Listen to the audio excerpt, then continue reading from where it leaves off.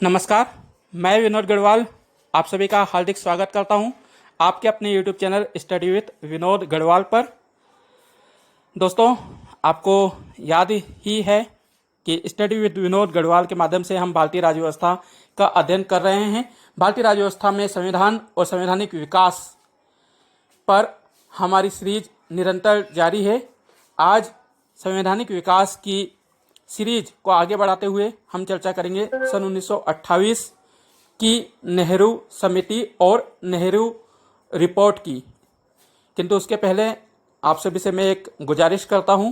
गुजारिश यह कि आप मेरे वीडियो को लगातार क्रमबद्ध रूप से सुने, ध्यानपूर्वक सुने, वीडियो को अंत तक सुने, क्योंकि वीडियो के अंत में कुछ महत्वपूर्ण प्रश्न पूछे जाते हैं जो कि परीक्षा की दृष्टि से काफ़ी महत्वपूर्ण होते हैं। अब तक मैं 17 वीडियो आपको दे चुका हूं। आज यह 18वां वीडियो है और पिछले सभी वीडियो में लगातार कड़ी से कड़ी जोड़कर मैंने वीडियो तैयार किए हैं। पिछला वीडियो हमने साइमन कमीशन पर बनाया था और जाना था कि साइमन कमीशन का क्या रिपोर्ट थी, साइमन कमीशन ने क्या सिफारिशें की, और उसी को आगे बढ़ाते हुए आज हम चर्चा करेंगे नेहरू रिपोर्ट की।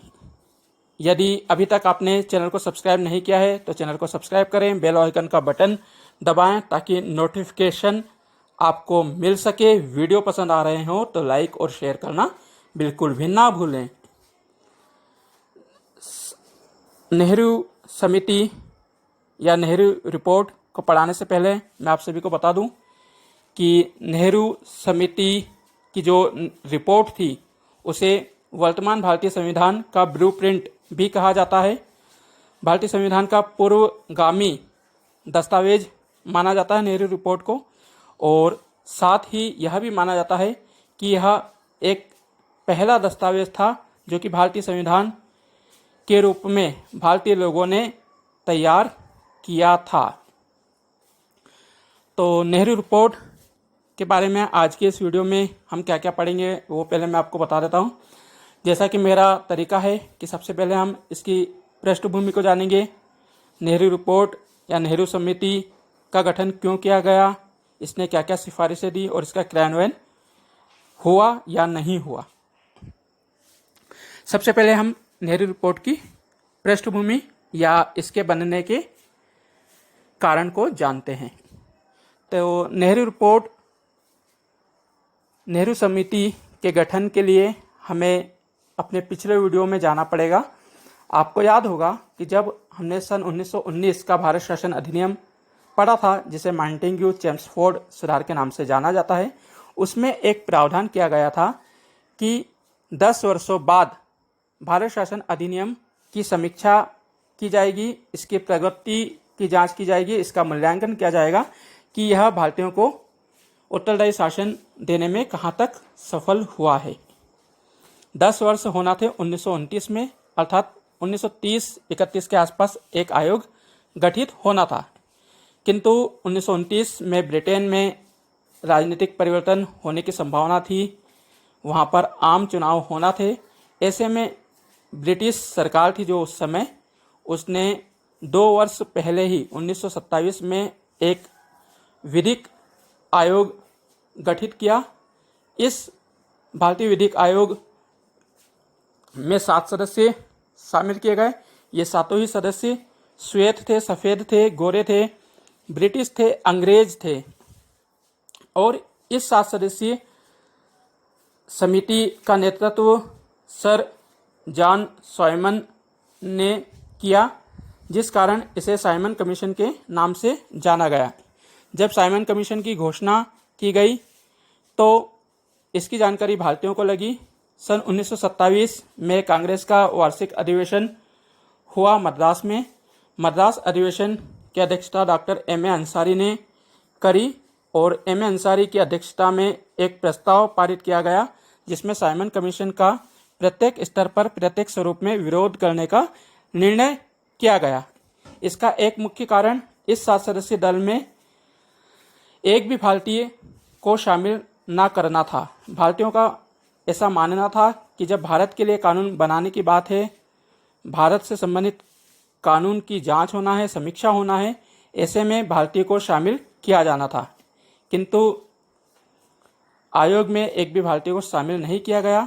आपको यह भी बता दूं कि इस समय भारत के वायसराय थे लॉर्ड इरविन और भारत सचिव थे लॉर्ड बर्किनहेड। जो भारत के सचिव थे लॉर्ड बर्किनहेड, उन्होंने व्यंग्यात्मक शैली में कहा कि भारतीयों में इतना साहस नहीं है कि वह सर्वसम्मति से सर्वमान्य एक संविधान तैयार कर सकें। भारतीय लोग असभ्य हैं, भारतीयों में इतनी सभ्यता नहीं है कि वह सर्वमान्य रूप से एक संविधान का मसौदा तैयार कर सकें। कांग्रेस पार्टी ने लॉर्ड बर्किनहेड की इस चुनौती को, इस खुले चैलेंज को स्वीकार किया और संविधान बनाने का निर्णय किया। नेहरू समिति का गठन। लॉर्ड बर्किनहेड के चैलेंज को पूरा करने के लिए 28 फरवरी 1928 को सर्वदलीय बैठक का आयोजन दिल्ली में किया गया। इस सर्वदलीय बैठक में भारतीय राष्ट्रीय कांग्रेस, हिंदू महासभा, मुस्लिम लीग सहित कुल मिलाकर 29 राजनीतिक दलों ने भाग लिया। प्रथम सर्वदलीय बैठक में भारतीय संविधान निर्माण की योजना रखी गई, किंतु इस पर आम सहमति नहीं बन पाई। लगभग 2.5 महीने बाद 11 मई 1928 को एक बार पुनः बैठक आयोजित की गई, जिसमें संविधान के सिद्धांत निर्धारण किए गए और संविधान सिद्धांत निर्धारण के साथ ही एक समिति का भी गठन किया गया। समिति का अध्यक्ष पंडित मोतीलाल नेहरू को बनाया गया एवं उनके साथ 7 अन्य सदस्य भी रखे गए। वे 7 सदस्य थे सर तेज बहादुर सफरू, सुभाष चंद्र बोस, सर अली इमाम, सरदार मंगल सिंह, जी.आर. प्रधान, सोहेब कुरैशी और सुभाष चंद्र बोस। इन 7 सदस्यों को शामिल किया गया। साथ ही समिति का एक सचिव पंडित जवाहरलाल नेहरू को बनाया गया। तो अध्यक्ष पंडित मोतीलाल नेहरू, सचिव पंडित जवाहरलाल नेहरू और 7 सदस्य, कुल मिलाकर 9 सदस्यीय यह समिति गठित की गई। समिति ने सभी दलों से रायशुमारी करके, चर्चा करके संविधान का मसौदा तैयार करने का कार्य किया। संविधान का जो मसौदा है उसे लिखने का कार्य पंडित मोतीलाल नेहरू ने किया, जिस कारण इसे नेहरू रिपोर्ट के नाम से जाना जाता है। जुलाई 1928 में नेहरू रिपोर्ट का जो मसौदा था वह कांग्रेस ने स्वीकार कर लिया और फिर 10 अगस्त 1928 को एक सर्वदलीय बैठक बुलाई गई, जिसमें नेहरू रिपोर्ट की मुख्य सिफारिशों को सबके सामने रखा गया। नेहरू रिपोर्ट की मुख्य सिफारिशें, वे क्या क्या प्रावधान थे, क्या क्या बातें थी, क्या क्या विशेषताएं थी जो कि नेहरू ने अपनी रिपोर्ट में दी थी, उसका हम विश्लेषण करते हैं। नंबर 1, औपनिवेशिक राज्य की मांग। नेहरू समिति ने भारत को एक औपनिवेशिक राज्य बनाने की मांग की, यानी कि भारत ने अपने आप को डोमिनियन स्टेटस मांगा। औपनिवेशिक राज्य का मतलब होता है हम रहेंगे ब्रिटेन के अंदर में ही, लेकिन जो नियम कानून होंगे, जो शासन होगा, वह पूरी तरह से हम चलाएंगे, जिसको लेकर कुछ मतभेद भी हुए, हम उसे बाद में देखेंगे। दूसरी मांग की गई कि सांप्रदायिक निर्वाचन को समाप्त किया जाए। नेहरू समिति ने सिफारिश की कि जो सांप्रदायिक निर्वाचन 1909 और 1919 के तहत दिया गया है उसको पूरी तरह से समाप्त किया जाए, इसके स्थान पर आरक्षण की व्यवस्था की जाए। पृथक निर्वाचन में होता ये था कि एक कम्युनिटी के लोग खड़े होते थे और उसी कम्युनिटी के लोग वोट करते थे। नेहरू समिति ने इसे पूरी तरह से समाप्त करने को कहा और यह सुझाव दिया कि इसके स्थान पर जो माइनॉरिटी है, जो अल्पसंख्यक है, उनके लिए सीटों का आरक्षण किया जाएगा। संयुक्त निर्वाचन क्षेत्र बनाए जाए, आरक्षण करके अल्पसंख्यकों के हित सुरक्षित किए जाए, यानी कि सीट आरक्षित कर दी जाएगी, जैसे कि आज SC ST के लिए होती है, हमारा है भी। तो जो 1919 और 1909 में प्रावधान किया गया था पृथक निर्वाचन का, जिसमें मुसलमान और सिख को पृथक निर्वाचन दिया गया था, उसको समाप्त करने की बात कही गई और कहा गया कि जो लोग हैं अल्पसंख्यक हैं उनको हम सीट आरक्षित करेंगे, लेकिन वोट जो है सभी लोग देंगे, उस क्षेत्र के सभी नागरिक उसको वोट देंगे। तीसरी सिफारिश नंबर 3, भाषाई आधार पर राज्यों का गठन। नेहरू समिति ने अपनी सिफारिश में कहा कि भाषाई आधार पर राज्यों का गठन किया जाए। हम देखते हैं जब भारत आज़ाद हुआ, भारत का संविधान बना, तो भाषाई आधार पर अनेक राज्य बनाए गए, चाहे वो आंध्र प्रदेश हो, तमिलनाडु हो, पंजाब, हरियाणा, तमाम। तो ये भी नेहरू रिपोर्ट से ही लिया है हमने। फिर कहा गया कि संसदीय शासन प्रणाली अपनाई जाए, केंद्रीय विधान मंडल द्विसदनात्मक हो, निम्न सदन, उच्च सदन। जो निम्न सदन होगा, जैसा कि आज का लोकसभा है, तो लोकसभा इसकी सदस्य संख्या 500 रखी जाए और इसका निर्वाचन प्रत्यक्ष निर्वाचन प्रणाली से हो, 500 सदस्य संख्या हो और इसका कार्यकाल 5 वर्ष का हो।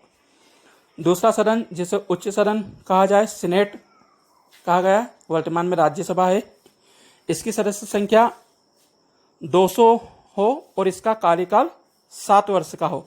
इसका निर्वाचन अप्रत्यक्ष निर्वाचन प्रणाली से हो और राज्यों से इसके प्रतिनिधि चुनकर आए। ऐसा ही आज हो भी रहा है। चौथी बात, भारत को धर्मनिरपेक्ष राज्य बनाया जाए।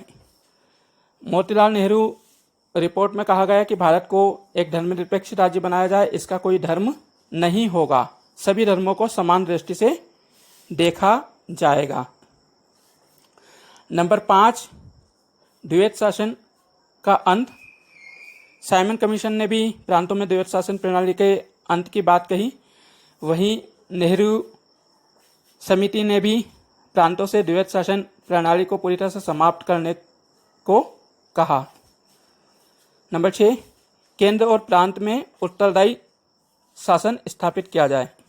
मोतीलाल नेहरू समिति ने केंद्र और प्रांतों में पूरी तरह से उत्तरदायी सरकार स्थापित करने की सिफारिश की।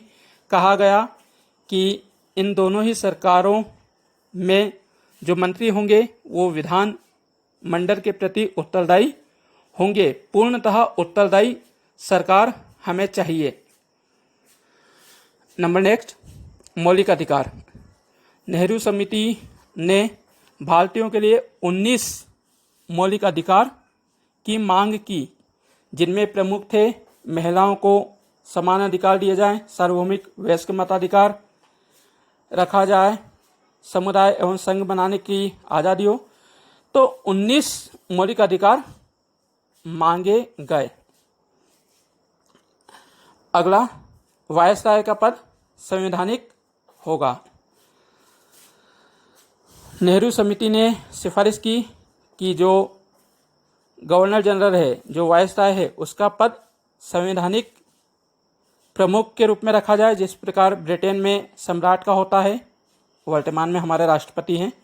तो जो वायसराय होगा वह संवैधानिक प्रमुख होगा। वह मंत्रिपरिषद की सलाह से कार्य करेगा, कार्यपालिका का वो प्रमुख होगा, लेकिन जो केंद्रीय कार्यपालिका होगी उसकी सलाह से ही वह कार्य कर सकता है। साथ ही साथ एक और मांग की गई कि संघ लोक सेवा आयोग का गठन किया जाए। एक और सिफारिश की गई कि भारत के लिए सर्वोच्चतम न्यायालय का गठन किया जाए।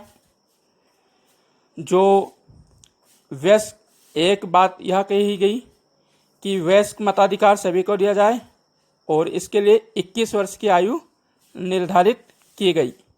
जैसे कि आज 18 वर्ष है, तो उन्होंने उस समय 21 वर्ष की आयु निर्धारित की।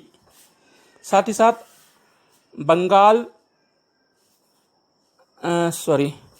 मुंबई से हटाकर सिंध को एक नया प्रांत बनाया जाए।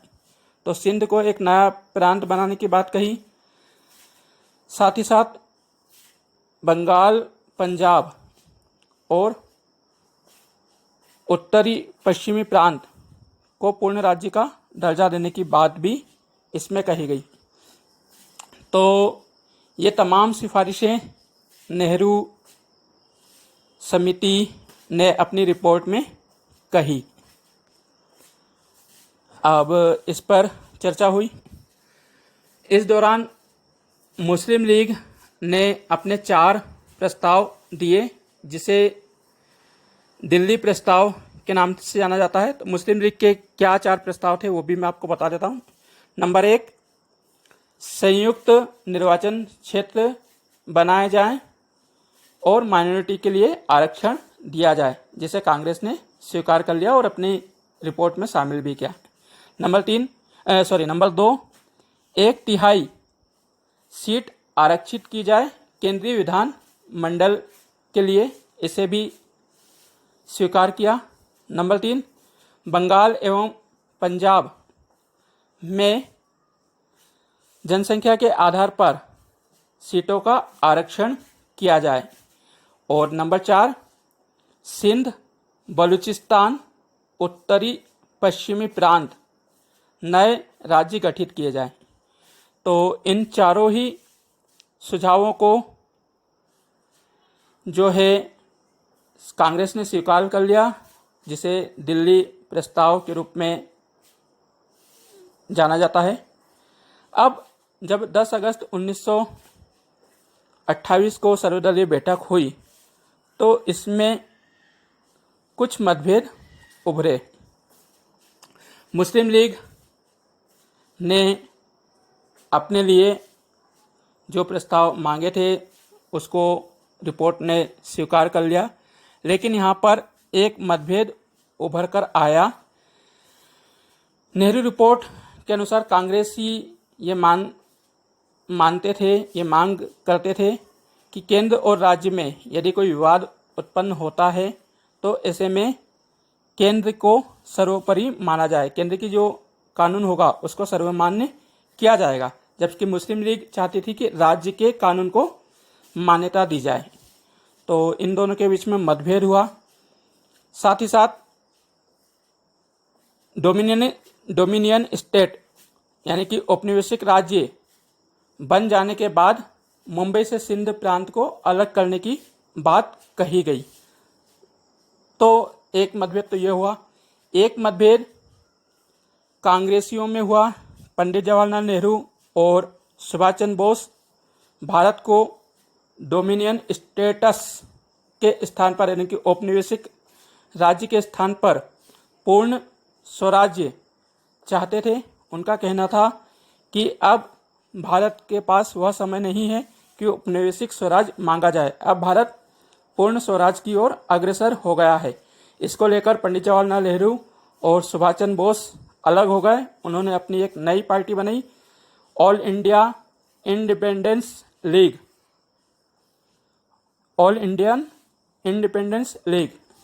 बाद में नेताओं ने मध्यस्थता करते हुए नेहरू जी और सुभाष चंद्र बोस को वापस ले लिया और यह समझौता किया कि 2 वर्षों के लिए हम डोमिनियन स्टेटस मांगते हैं, फिर उसके बाद हम पूर्ण स्वराज मांगेंगे। फिर भी नेहरू जी और सुभाष चंद्र बोस इस पर तैयार नहीं हुए। अंत में ये बात कही गई कि 1 वर्ष के लिए हम डोमिनियन स्टेटस मांगते हैं और यदि ब्रिटिश सरकार इसे नहीं मानती है तो फिर यह जो हमारी रिपोर्ट है वह स्वतः निरस्त मान ली जाएगी। तो सुभाष चंद्र बोस और जवाहरलाल नेहरू तो एक हो गए, 1 साल का अल्टीमेटम दिया गया, लेकिन यहाँ पर मुस्लिम लीग जिसको नेतृत्व मोहम्मद अली जिन्ना कर रहे थे वह अलग हो गए, लाहौर गए। मोहम्मद साफ़ी जिसने साइमन कमीशन का समर्थन किया था उससे चर्चा की और मार्च 1929 में आकर इन्होंने अपनी एक 14 सूत्रीय प्रस्ताव रख दिया जिसे कांग्रेस ने अस्वीकार कर लिया। तो 10 अगस्त 1928 को ही जो रिपोर्ट रखी थी नेहरू समिति ने उसे सर्वमान्य करते हुए ब्रिटिश सरकार को दे दिया गया। ब्रिटिश सरकार को 1 वर्ष का अल्टीमेटम दिया गया, क्या आप इन सिफारिशों को लागू करें। यह बात स्पष्ट हो गई कि जब मुस्लिम लीग और कांग्रेस नहीं मान रही, क्योंकि कांग्रेस के साथ साथ हिंदू महासभा भी हिंदुओं के लिए अलग मांग कर रही थी, मुस्लिम लीग मुसलमानों के लिए अलग मांग कर रही थी। ऐसे में सभी पार्टी अपने अपने समुदायों का हित साधना चाह रही थी, देश हित के बारे में कोई भी नहीं सोच रहा था। तो इसका फायदा उठाया जो कि अंग्रेज चाहते भी थे। अंग्रेजों ने नेहरू समिति की रिपोर्ट को नामंजूर कर दिया और फिर बाद में देखा कि भारत में कई आंदोलन हुए। इसको लेके कहा गया कि अब 3 दौर की बैठक आयोजित होगी जिसे गोलमेज सम्मेलन कहा गया।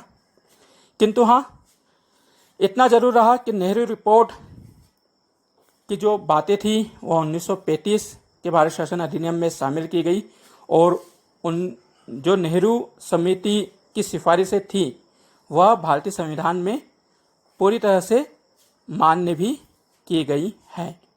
तो मैंने कोशिश की है आपको सभी महत्वपूर्ण जानकारियाँ देने की। उम्मीद करता हूँ कि आपको पसंद भी आएगी। अब आप प्रश्न नोट करें। प्रश्न क्रमांक 1, किस अंग्रेज अधिकारी ने भारतीयों को संविधान बनाने की चुनौती दी थी? किस अंग्रेज अधिकारी ने भारतीयों को संविधान बनाने की चुनौती दी थी? नंबर 2, नेहरू समिति का सचिव किसे बनाया गया? नंबर 2, नेहरू समिति का सचिव किसे बनाया गया?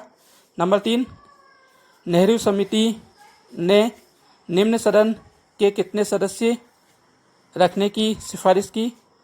नेहरू समिति ने निम्न सदन में कितने सदस्य रखने की सिफारिश की? नंबर 4, नेहरू समिति अनुसार उच्च सदन का कार्यकाल कितने वर्ष का होना चाहिए था? नेहरू समिति के अनुसार उच्च सदन का कार्यकाल कितने वर्ष का होना चाहिए था? प्रश्न क्रमांक 5, किसे वर्तमान भारतीय संविधान का ब्लूप्रिंट कहा जाता है? किसे वर्तमान भारतीय संविधान का ब्लूप्रिंट कहा जाता है? उम्मीद है कि आपको आज का वीडियो पसंद आएगा। यदि पसंद आए तो लाइक करें, अपने साथियों के साथ फेसबुक और व्हाट्सएप पर शेयर भी करें। ज्ञान का दीप जलाने में, ज्ञान की रोशनी फैलाने में आप सभी मेरा सहयोग करें। तो मिलते हैं फिर नेक्स्ट वीडियो में। आज के लिए मुझे इजाज़त दीजिए। गुड बाय, नमस्कार, thank you for watching my YouTube channel. जय हिंद, जय भारत, जय माता दी। Pause button.